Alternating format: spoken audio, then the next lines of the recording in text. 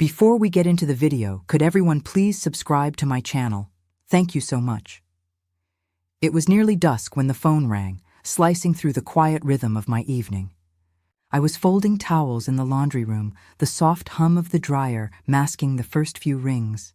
When I saw Caleb's name light up the screen, I smiled despite everything I still did. "Hey, sweetheart," I answered, tucking the phone between my shoulder and ear. "Hey, Mom," he said, a little distracted. "Just checking in. Melina and I are heading out for dinner, some bistro her cousin recommended. Paris is expensive, but she's happy." I asked about the weather, whether the hotel was nice, if he'd seen the Seine yet. He gave short, polite answers. I didn't mind. I was used to being the one who asked. After a few minutes, he said, "Anyway, we'll talk more soon, okay?" "Love you." "Love you too," I replied, then waited for the line to go dead, but it didn't. There was a pause. Then the sound of Caleb shifting the phone, maybe into his coat pocket. Melina's voice came next, low and close. "Who was that, Mom?" he muttered. "Something about the house again. Probably that leak in the guest bathroom." I held my breath, my hand still on the edge of the dryer. Melina laughed. "Well, it is technically hers." "For now," Caleb said, his voice sharp. "She's a burden. We'll talk her into signing the deed eventually. Guilt works every time." The blood drained from my face. I couldn't move. Couldn't hang up. I stood there surrounded by clean laundry and warm light, suddenly cold. They were planning something. And the house, my house, was just the start. Grief, when it first arrives, moves like water, quiet, invasive, unstoppable. I was 42 when it drowned the life I knew. Paul died in an accident no one saw coming, leaving behind a tired wife, a teenage son, and just enough insurance to keep our lives from falling completely apart. I remember the day I signed the final paperwork for the payout. The man across the desk kept calling it a benefit, as if money could ever replace the steady patience of Paul's hands, or the way he always made our son laugh, even on bad days. I didn't touch a cent of it for a year. Then slowly, I began to reshape our lives around the hollow space he left behind. The house came first. A modest white-painted craftsman at the edge of Asheville with old bones and a good soul. I chose it because Paul would have loved the porch and the oak tree in the yard. I made it ours with careful hands, painted walls, weekend landscaping, secondhand furniture. I fixed it up myself. It was the only thing I had ever owned that felt entirely mine. It was supposed to be the foundation for Caleb to feel safe again. I didn't date, I worked. I gave 2 jobs most years, sometimes 3 in the summers when Caleb needed camp or books or braces. I told myself that was enough. That mothering well was its own kind of love story.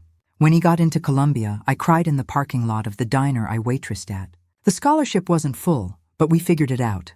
I sold my grandmother's ring, dipped into the insurance, and picked up an overnight shift. I told him not to worry about anything except studying. He promised he wouldn't forget what I did for him. After graduation, he and Melina moved back to North Carolina for a few months. There had been a layoff. Rent was high. It was only temporary, they said. I didn't hesitate. I gave them the upstairs and repainted the guest room myself. Melina said she liked the pale gray. I said nothing when she replaced the curtains, or when Caleb rerouted the mail to their names, even when they started referring to the place as the house, never Mom's house. I let it slide. Maybe I wanted to believe we'd become a family again under one roof. Maybe I was tired of eating dinner alone. I never thought the hands I raised would turn and reach for what I'd bled to keep standing. Now hearing those words, she's a burden. I couldn't stop the memories from rolling in one after another, each more bitter than the last. The mortgage I carried alone, the years I spent without holidays because I was covering shifts, the back pain I ignored, the small joys I shelved, and yet it wasn't the betrayal that stunned me the most. It was how unsurprised a part of me felt. I folded the last towel, slowly pressed it flat, and set it on the pile. Then I walked to my room and pulled out the fireproof box from under my bed, the one that held the deed. It didn't happen all at once. If it had, I might have stopped it. But erosion is quiet. It wears you down grain by grain until one day you look around and realize the shoreline is gone. They started calling it our house about 3 months after they moved in. At first I thought it was just careless phrasing. "We should do something about the porch," Melina would say. Or "We've been thinking about a new stove." When Caleb chimed in with, I'll take care of the bills from now on. Easier if it's all automated. I told myself it was kindness, help, a grown son trying to share the load. I didn't ask why the electric bill was suddenly going to his email or why the gas company started calling me Mrs. Hargrave Jr. instead of Lena. I just smiled. I told myself not to make a fuss. Melina painted the hallway one weekend while I was at church. It needed freshening up, she said cheerfully. The soft blue I'd chosen years ago was gone, replaced with a sterile shade of cream that matched their furniture. I stood there blinking, trying not to let it show on my face. She hugged me from behind and said, "We're building something beautiful here." I nodded and let her believe I agreed. Then came the conversation about the nursery. Melina sat across from me at the kitchen table, one hand curled around a mug. She never washed the other, resting on her belly. "We've been thinking," she said, smiling. "If this works out, we'd love to turn your room into the nursery. You'd still have the guest room. Of course, it's cozier." Caleb didn't look up from his phone when she said it, as if it were already decided. That night, I lay awake in the very room they wanted to repurpose, listening to the wind rattle the old windows Paul had once sealed shut with his bare hands. I realized how small I'd become in my own home. Every wall whispered someone else's name. Now I reached over, turned on the lamp, and opened the drawer beside my bed. Inside was the letter Caleb wrote me from college, the one that ended with, "I'll always take care of you, Mom." I folded it back neatly and set it next to the deed. I told myself not to listen again. I'd already heard enough. The words were burned into my memory, sharp as broken glass. She's a burden, but something inside me, some small wounded part, is still waiting for this all to be a misunderstanding. I pressed play again. The recording crackled softly, Caleb's voice faint at first. "She'll give in if we remind her how much she owes us." Melina's laugh followed. "Just mention the college loans and the fact that she hasn't paid rent since we moved in." I paused the playback, my thumb hovering over the screen. I hadn't paid rent in my own home. I hit play again. "She's emotionally dependent." "We don't have to be cruel about it," Caleb said. "We just need to make her feel like we're her only real family." "She is easy to guilt," Melina agreed. "And once we're on the deed, we can finally start renovating properly." There was a brief rustling, the sound of silverware and glasses clinking. Then Melina again, more casually this time. "We'll take the master bedroom when we get back. It makes no sense for her to have the largest room when she barely does anything anymore."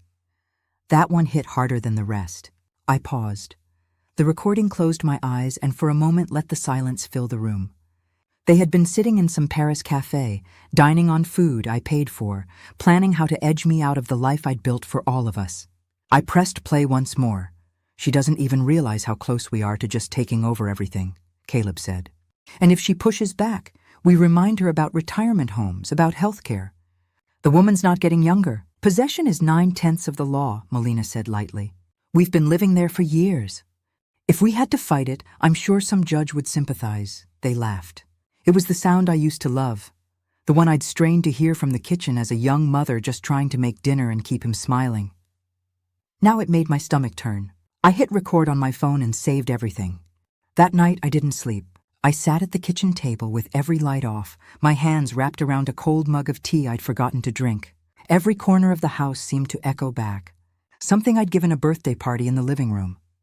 Paul's handprints in the back garden, the late nights folding laundry so Caleb could have clean clothes for school. I had given everything, and still it wasn't enough to be safe from their plans. By morning, something inside me had settled. Not peace, not yet, but a quiet certainty. I would not plead for space in my own home. I would not let them decide what I was worth. I opened the drawer again, took out the deed, and began making calls. Joanna didn't ask why I showed up unannounced at her office that morning. She just waved me in, shut the door, and poured coffee into the chipped mug she always kept on the corner of her desk. "You look like someone who's come to set something straight," she said. I slid the deed across the desk. "Can you confirm I still hold sole ownership?" She picked it up, scanned it with her usual efficiency, then nodded. "There's no cosigners, no liens, no additions. The house is entirely in your name, Lena." That was all I needed to hear. I told her what I'd overheard. Not every word, just enough. Her face didn't change much, but her eyes hardened. Joanna had known Caleb since he was in diapers. She danced at my wedding, held my hand at Paul's funeral, and now she said nothing as she reached for her legal pad and started writing. Over the next hour, we mapped it out. The legal protections, the timeline, the contingencies. I didn't cry. I didn't raise my voice. I signed what needed signing, made copies, and thanked her on my way out. By the end of that day, I had a private meeting scheduled with a realtor 2 towns over. Marcus had worked with me once before on an estate case, discreet, professional, no nonsense. When I told him I needed a quiet sale and a fast turnaround, he didn't flinch. We'll price it to move. I know a few buyers who will jump at it. I packed only what I had brought into the house: photos, linens, a worn leather chair Paul had loved, and the books I'd collected over 3 decades. Everything else I cataloged. What was Caleb's went into boxes marked clearly and loaded into a moving truck I arranged myself. I prepaid for a storage unit and left the code with Joanna in case they came looking. I didn't tell anyone I was leaving. I found a furnished rental in Charlottesville, a place with light floors and neutral walls that held no memories. On my last night in the house, I stood in the kitchen alone and placed a note on the counter right where Caleb and Melina would see it when they walked in. Surprise, a burden did this. I set down the keys beside it, locked the door from the inside, and exited through the garage one final time. As I drove down the familiar streets, the town blurred behind me like a painting washed in rain, and ahead of me the road began to open. They came back on a Wednesday. I knew the day not because they told me, but because the calls began just after noon and didn't stop for hours. First Caleb, then Melina, then Caleb again. Missed call, voicemail, text, another call, each one more frantic than the last. "Mom!" His voice crackled through the first voicemail. "The keys aren't working. Did you change the locks? What's going on?" The second was shorter, harsher. "Lena, this isn't funny. Where is everything? Where are you?" I listened to none of it in real time. I let them pile up while I sat in the small kitchen of my new rental, stirring sugar into a cup of coffee I didn't really want. I stared out the window at nothing in particular, letting the silence answer for me.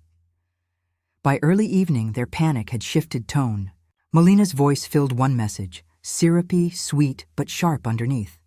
"We're just really worried." "Okay, please call us. Just let us know you're safe." Safe? I smiled at that. For the first time in years, I was. Later that night, Caleb left a final message, his voice strained.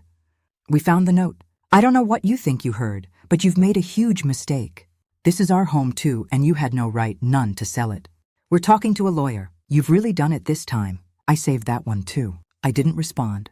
I didn't explain. I didn't offer comfort or defense. Let them yell into the void. Let them wonder where the line between control and love finally snapped. I had no interest in pulling them across it. The house was gone. The door no longer opened for them, and my silence at last was speaking louder than anything I ever said. They demanded a meeting. Caleb's message had been short and sharp. "Tomorrow, 10 a.m., Cafe on Main. If you don't show, we're coming to your office." So I showed. I arrived at 10:05, not out of rudeness but intention. Caleb and Melina were already seated, postured in practiced indignation, hands curled around untouched mugs. I didn't greet them. I simply sat, set my phone on the table, screen up, and pressed play. Their voices spilled out, familiar and cruel. I watched their faces shift as each word echoed back at them. "She's a burden. We'll take the master bedroom." "Guilt works every time," Melina said. Caleb's mouth tensed, then tightened into something between anger and denial. "You misunderstood," he said flatly. "No," I answered. I finally understood.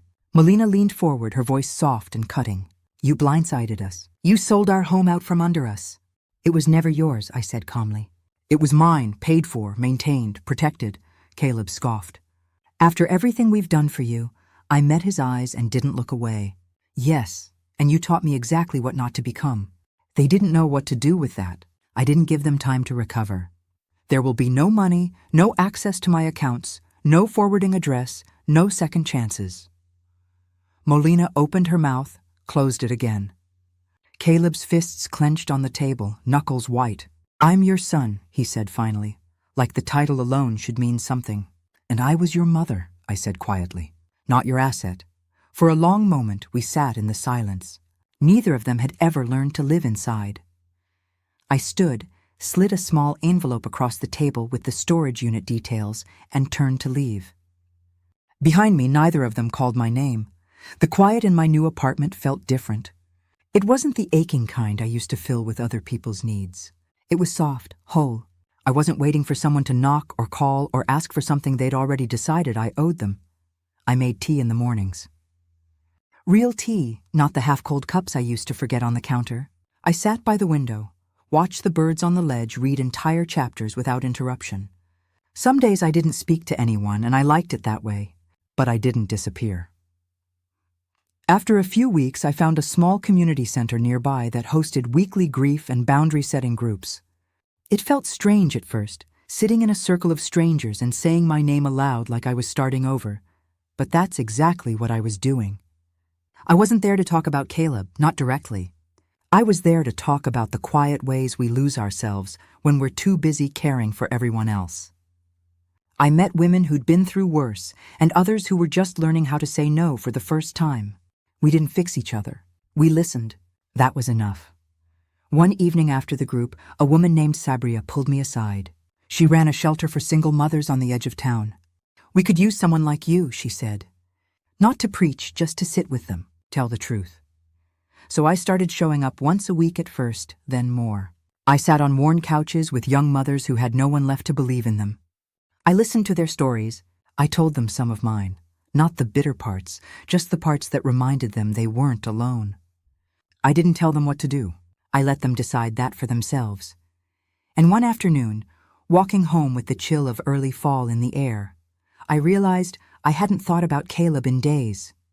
Not with pain, not with anger, just distance. Not every loss is a wound. Some are the first step towards something that finally feels like your own.